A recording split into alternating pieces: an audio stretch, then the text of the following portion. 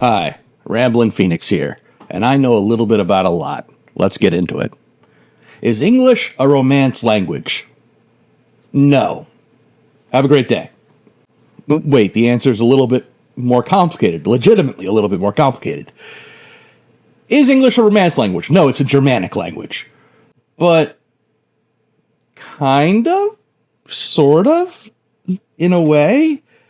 It is absolutely a Germanic language in which more than 50% of its vocabulary is Latin in origin via Latin or French and some Spanish.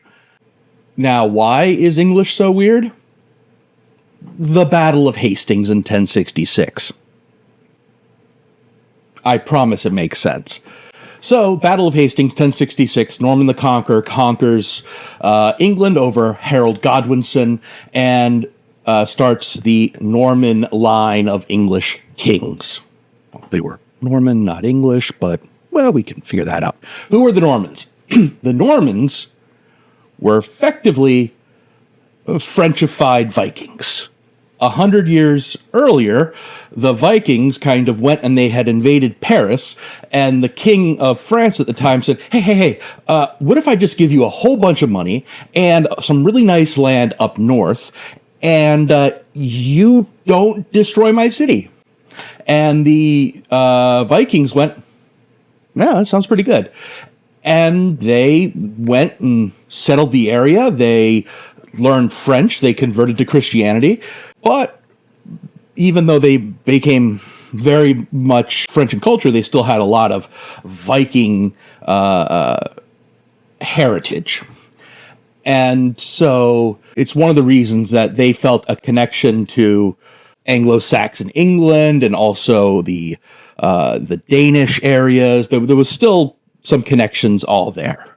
We can say that after the death of Edward the Confessor, it was a struggle between Harold Harfoot, Harold Hardrada, and William the Conqueror, who got a pretty good upgrade because his original name was William the Bastard. Pretty good upgrade to William the Conqueror.